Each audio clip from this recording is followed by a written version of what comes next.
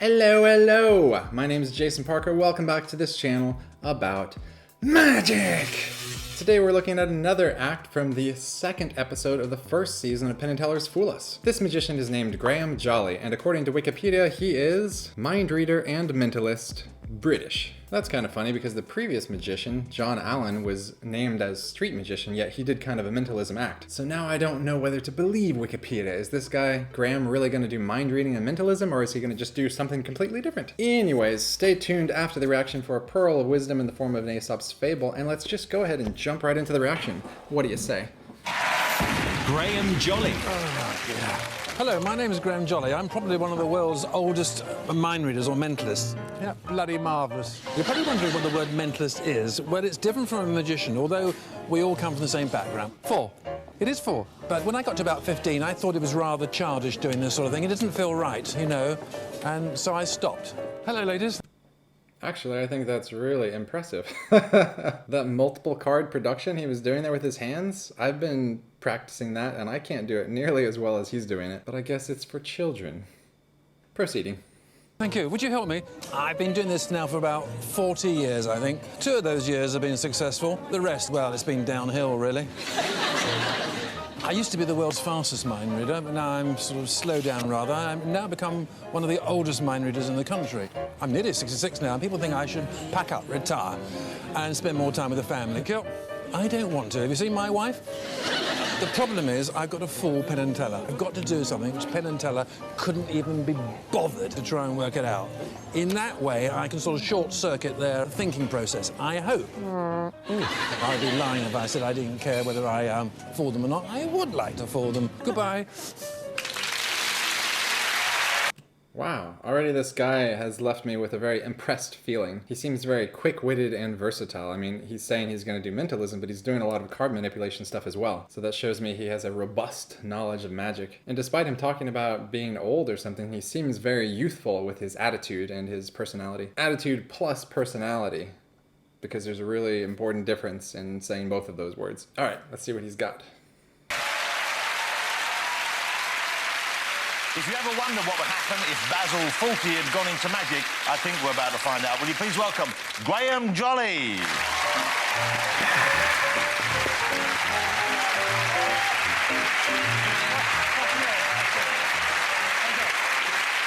Well, good evening, everybody. Good evening. Tonight I'd like to try and read your minds. I have 2 experiments. The first one will definitely not fool Penn and Teller. The second experiment, I very much hope will. There's no guarantee. The theme of the experiment is colour, ladies and gentlemen. 5 different coloured snooker balls. I hope you can see them clearly. Red, brown, blue, yellow and white. And I'm sure each one of you in the room has a particular preference for one of these colours over the others, according to your personality. Jonathan, would you help me? Would you come up, please? A nice round of applause for Jonathan. Good evening. Wow, right off the bat, this guy has such a great stage presence. He's quickly communicating the concept. It's going to be this first part and this second part, and he's just taking charge and things are just moving along quickly. It's very interesting. By the way, how many of you have heard of snooker? It's like billiards, but not American, I think? Comment below. Anyways, let's proceed. Jonathan. Don't, I think, just yet, Jonathan, but in front of you are 5 different coloured snooker balls. Is that correct? I have my back to you. I can't see what you're about to do. Jonathan, would you look at the colours and think of one of them now? And would you remove it? Would you remove it and place it in your right-hand trouser pocket? Your right-hand trouser pocket, please. Done. Does that look better? It's comfortable.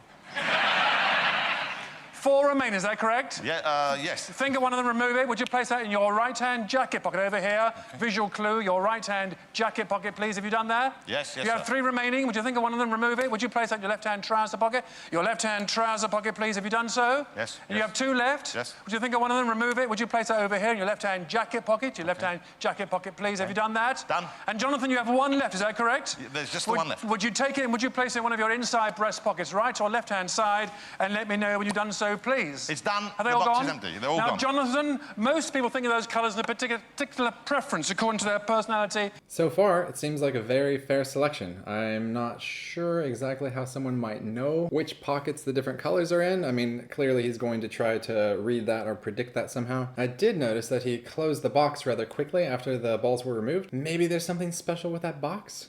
Anyways. And character. I'm going to try and judge your character and try and work out how your mind works. Good luck. Are you by nature a fairly extrovert, outgoing kind of person? No, I'm quite shy. I don't like this. Do you have difficulty in making decisions? Yes or no? You're a complex person. I don't want you to deny or confirm my next remark. Don't nod, smile, or give me any clues, but I have a feeling you went for red. And I think you placed the red in your right-hand trouser pocket. Do you have a look? This should be the red. It is the red. Thank you very much indeed.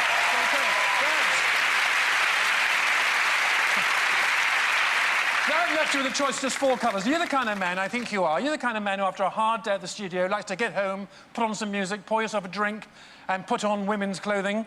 Sometimes, yeah. You used to, and I'm not sure, but I think you went for brown. I think you placed the brown in your right-hand jacket pocket. Have a look. It is the brown. Thank you very much indeed. By the way, I don't know why that was so funny. He's like, you're the type of person who'd like to go home and put on women's clothing. That gets a chuckle, and then he pauses and he says, well, you used to. It made me laugh even more.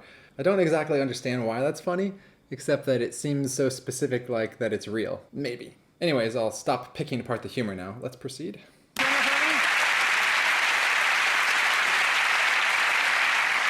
Thank you for that round of applause. Now, that left you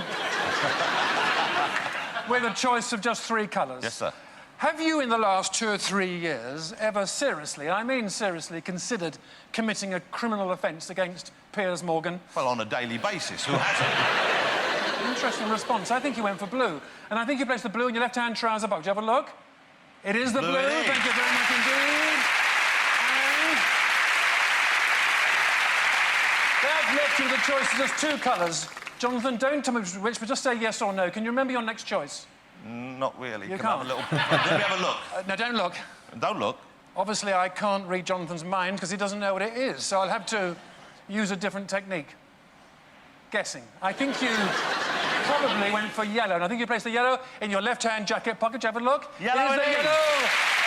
And the white! The white's in your breast pocket. There it is. In the box. Thank you so much. Thank you. Thank you.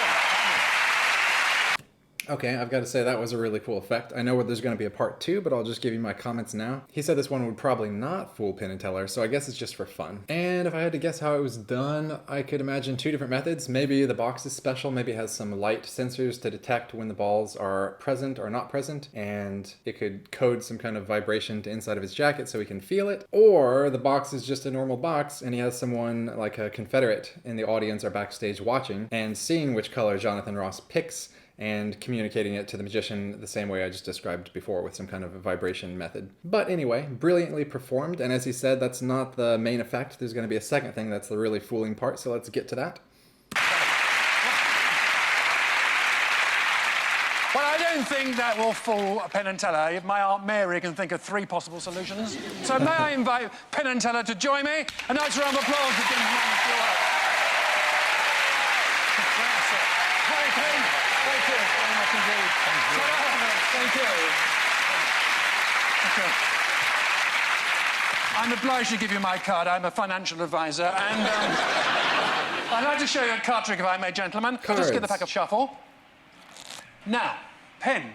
Yes. Would you kindly cut off about 1/3 and hold it against your chest, if you would? Do I look? That's right. Hold it like that. That's it. But do Perfect. not look, is that Don't right? look. You can look, but not me. Teller, just cut about 1/2, would you? And hold it against you. Would you now, gentlemen, both look and remember your cards? Would you just drop yours back, please, Penn? Yes, sir. And Teller, hard, sorry, it's a reach. long stretch. Just And drop I'm yours back. huge. Teller, I hope you don't think I'm rude, but is it OK to call you Teller? It seems awfully familiar. It's OK. OK. Well, what I tried to do was a little bit of misdirection there. I was trying to distract Teller to look away from my hands, but it didn't work.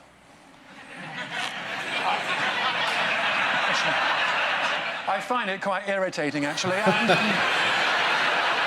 I don't like your attitude. No. I'm joking. Forgive me. I've reversed. This guy's really funny. And as far as the magic, the only thing I noticed is, and I'm sure you probably saw it too, but this guy is so good with cards, but his initial shuffle that he didn't look like a perfectly fair shuffle, is all I could say. Looks like he was maintaining a stock of cards. But then I noticed he had Penn take a chunk first, then Teller took another chunk, and then he had Penn put it down and Teller put it on top. So that actually kind of mixed the cards a bit. There still could be some order on the bottom third of the deck, I guess. So it seems like it would be hard to know the location of their cards. And at this moment, I don't really know where he's going with that. So let's proceed. There's 2 cards in the pack. The jokers, were they your cards? Did either of you choose the joker? No. I did not. Okay, because the jokers will tell me where your cards are. To be quite honest, ladies and gentlemen, I don't know how this is possible. I don't know the cards Penn and Teller cut to. I obviously wouldn't know where they are, but they do. They talk to me. You'll find this interesting, and...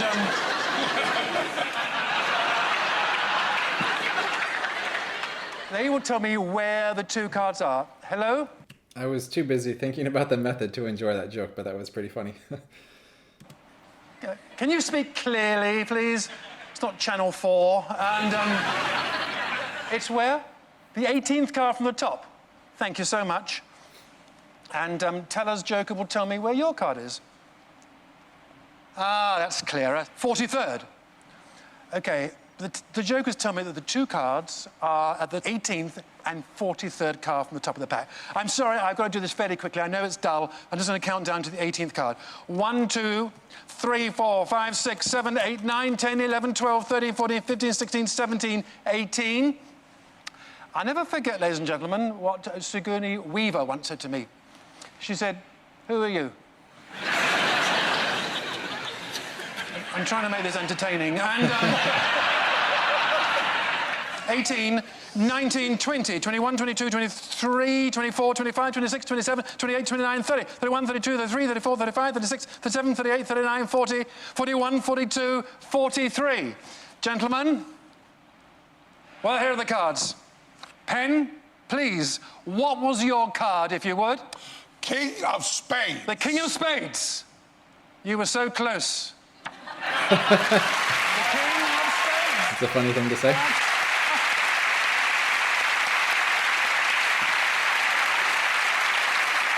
Teller, you better just nod. Was your card the 5 of Spades? Yes. Thank you so much.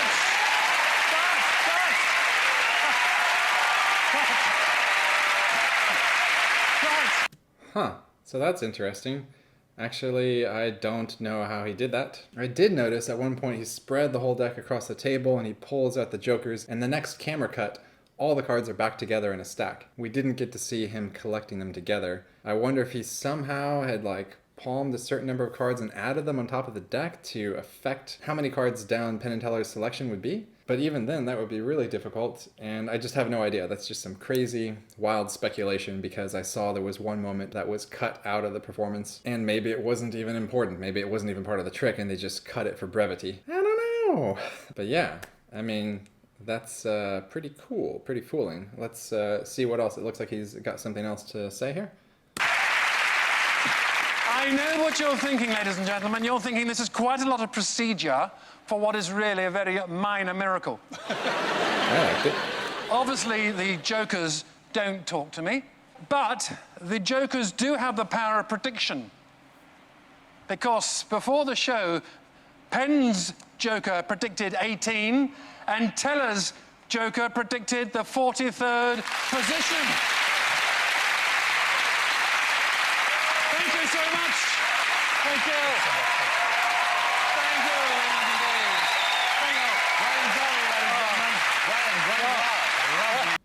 All right, so that hurts my brain a little bit. Before we hear what Penn and Teller are going to say, so he knew from the beginning they were going to pick exactly those locations, or he was somehow able to control their card to those locations? I don't see how. It didn't seem like he handled the cards too much. And that whole time he was joking around with Teller about trying to misdirect him, he just seemed to be kind of rotating the deck in his hands. So yeah, that's really confusing because he gave both of them the option to cut where they wanted to. So how would he know exactly, where they ended up? And now I'm wondering if they had a free selection or if those cards were forced. Or does that not even matter? So many thoughts, so many things going on with this effect. The only thing I can possibly understand is that when Teller put his selection back, he put it on the top card of the deck, which could have been specially prepared in some way. But Penn's card, when he placed it back, it just went into the center of the deck, right where Teller had cut it. So that card, in my mind, would have been totally lost. Yep. I'm fooled. I don't know how I did it. That was great. Let's hear what Penn and Teller have got to say.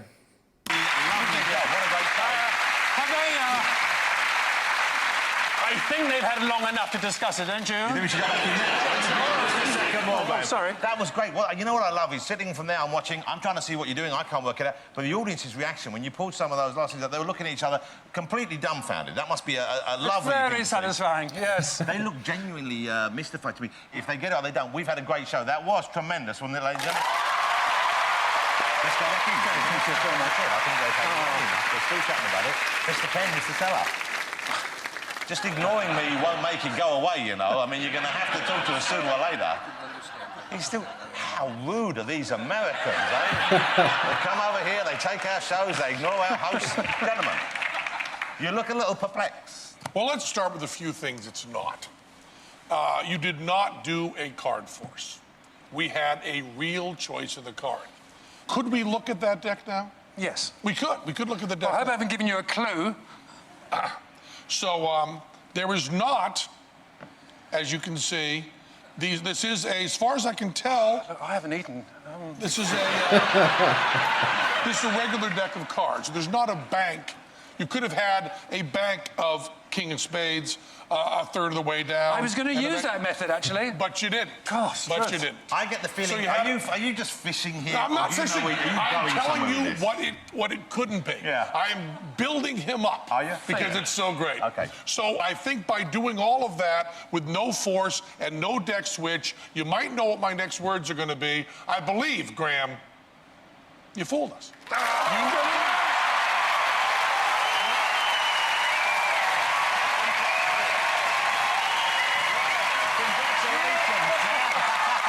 He fooled them. Graham Jolley's going to Vegas. Great work, Graham. Nicely done. What a great trip. That was fabulous. Should we go back to our seats? You go back to the seat. Later on, I'll tell you how he did it. Please do. Please do. It was magic. All right, let me go ahead and give you my concluding thoughts now. So first thing I was thinking is that in this first season of Fool Us, it really seems like the host is more dominant. Like Jonathan Ross and Penn and Teller are kind of on equal footing and bantering back and forth. I actually felt like Penn and Teller did not have long enough to sit there and think about it. I don't know if in reality they had longer, but they just cut it short. But I felt like Jonathan Ross was coming after them and they'd only been able to talk for 20 or 30 seconds. And what's that comment about rude Americans? Discrimination. JK, JK. And second thing, yeah, I was thinking maybe there could be a bank of cards, especially because of the way he shuffled it at the beginning. It looked like he was preserving some of the bottom stock. But then he let them examine the cards fully at the end. So maybe the way he shuffled at the beginning was also a red herring to catch Penn and Teller off guard. Or maybe it was not a red herring and it was important. I don't know. Yeah, that's really perplexing. And he definitely deserved to win. That was like no doubt. He was a fooler and he was a great performer and very witty, just making everybody laugh the entire time. I do think it's interesting how in this first season they had not yet developed the idea of having this Fool Us trophy come down and present to the winner. I guess that was introduced with season 2. We'll see when we get there, you know, in half a year from now or whatever, however long it takes. Listen, there's a lot of episodes and each episode has a lot of magicians. Anyways, I loved this performance. I really enjoyed watching it. How about you? Leave a comment below. If you enjoyed it, smash like. If you were fooled, smash like. If you were not fooled, also smash like. And is there anything else to say about this performance? It's funny to feel like you almost have a hint of how it might possibly work, but then just be grasping at nothing. So anyways, great performance by Graham Jolley. And now it's that portion of the video where we learn a pearl of wisdom that we can apply to our lives from Aesop's Fables. So let's just find one at random. How about The Ass and the Wolf? Chapter 163 for those of you guys following along at home. And girls. The Ass and the Wolf. An ass was feeding in a meadow and, catching sight of his enemy the wolf in the distance, pretended to be very lame and hobbled painfully along. When the wolf came up, he asked the ass how he came to be so lame. And the ass replied that in going through a hedge he had trodden on a thorn, and he begged the wolf to pull it out with his teeth. In case, he said, when you eat me, it should stick in your throat and hurt you very much. I think I see where this is going. He's going to ask him to look at his foot, and then he's going to kick the wolf in the face. Just my prediction, but let's see. The wolf said he would, and told the ass to lift up his foot, and gave his whole mind to getting out the thorn. But the ass suddenly let out with his heels, and fetched the wolf a fearful kick in the mouth, breaking his teeth. Always pleasant imagery, imagining all your teeth being broken. Actually, that's some kind of nightmare, I think. And then he galloped off at full speed, his hoofs covered in blood and broken teeth. That's not in the story. As soon as he could speak, the wolf growled to himself, "It serves me right. My father taught me to kill, and I ought to have stuck to that trade instead of attempting to cure." And there's no moral of the storyline. So that was interesting. That's kind of a clever story, even though it was a little bit predictable what would happen. But I like this concept that the ass had to say like, it's in your interest to check out this thorn in my hoof because when you eat me, it could hurt you. So he's just playing along like, listen, wolf, I'm just looking out for you, okay? And the wolf's thinking about how he shouldn't have tried to help, how he should have just focused on what he's good at. Killing. So wherein does lie the moral of this story? Should we focus on the wolf's message at the end, or should we focus on the donkey's trickery for escaping? Maybe both. Maybe it's a double moral of the story. Let's think about the donkey first, or the ass. Hey, Old English, it's not my fault, okay? So if you have someone who's your enemy, going to try to do something bad to you, instead of just being attacked or running away, some strategy is to try to distract them, pointing out something that could be a concern for them, and then kick them in the mouth and break all their teeth. Seems like a plausible strategy. Don't try this at home. Don't try this at your job with your boss. This is not Fight Club, okay? All right, so how could we apply this in a practical way though? I guess just be open to different types of strategies. Maybe when you're the weaker, when you're the prey versus the predator, you're forced to be a little tricky to survive. Now for the wolf's perspective. He was talking about how he should have just stuck with what he's good to, with killing instead of attempting to cure. And either we can get a moral from that, or it's just supposed to be a funny last line. A little bit of humor from Aesop, and we could interpret it to say, like, don't allow yourself to be distracted. Keep your eyes on the prize, etc. If you can think of any other interpretations, I would love to hear them. Leave a comment below. Thanks so much for making it this far into the video, and I appreciate you watching and subscribing. Maybe clicking the notification bell, possibly switching the notification to all instead of just sometimes, even. And that being said, this is the end of the video, so I hope you're having a great day. I hope things are going well. Feel free to comment anything you feel like saying, even if you just want to talk about your cat or your dog or something going on at work.